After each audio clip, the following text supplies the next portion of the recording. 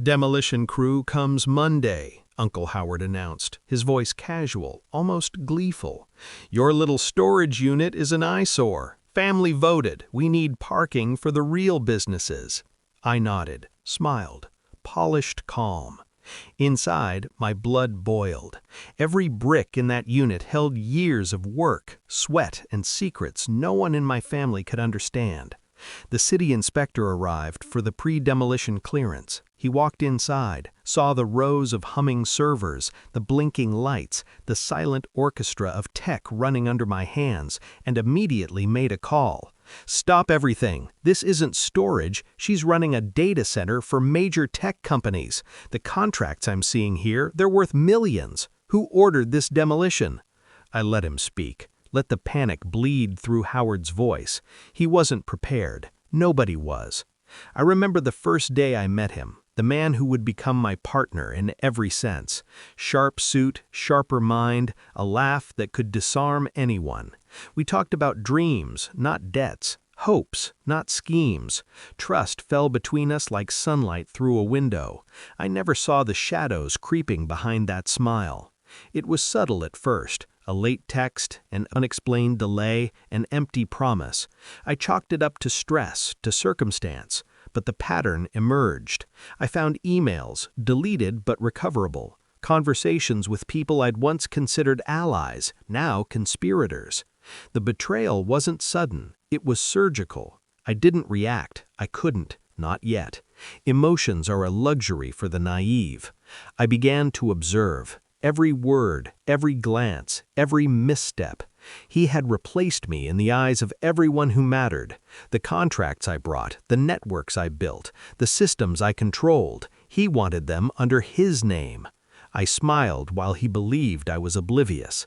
Then I started planning. Not recklessly, not angrily, calculated, meticulous, inevitable.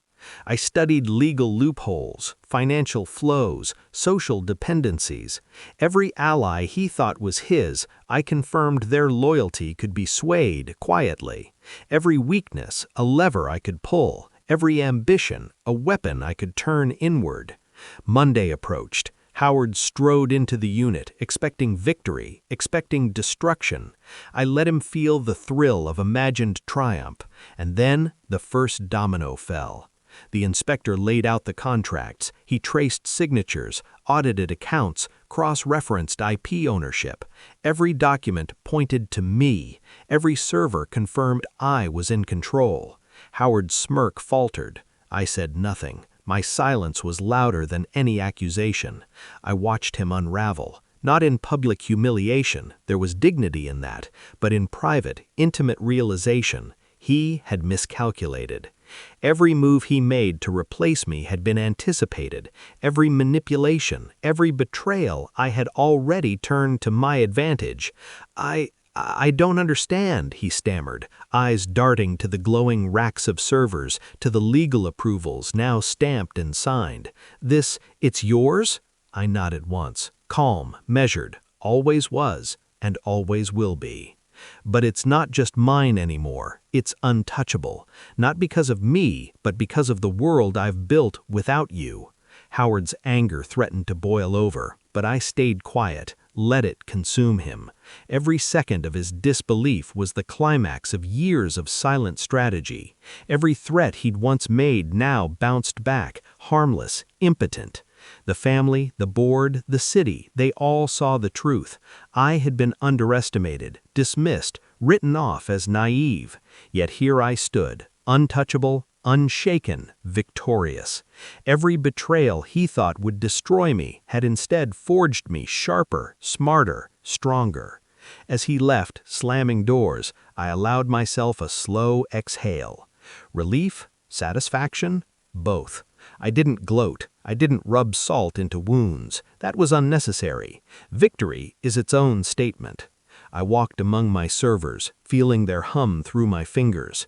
The unit, once threatened, now stood as a monument to calculated patience, to silent vengeance, to proof that betrayal can be survived and turned into power. I realized then, revenge isn't about spectacle, It's about inevitability. Every move I made, every pause, every quiet observation led to this moment. And as Howard faded from my world, I finally understood the final truth of betrayal. The one who survives it doesn't need to fight. They only need to wait, watch, and act when the time is right. And I had.